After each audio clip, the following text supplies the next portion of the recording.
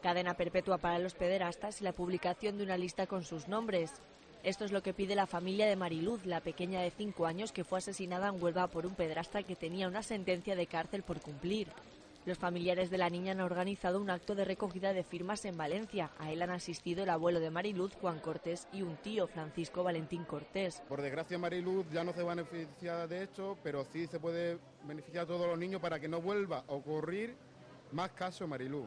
Esto es una prevención para que los pederastas asesinos pues no lo vean tan fácil matar y lo que es violar a una menor, ¿no?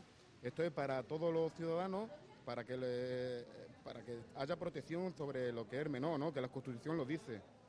Todo menor debe de ser protegido, ¿no? Esta es la 9ª parada de la familia y por delante aún quedan 23 ciudades más. En la plaza del Ayuntamiento de Valencia, pese a la lluvia, la iniciativa ha tenido una gran acogida y en menos de una hora han conseguido 2.750 firmas.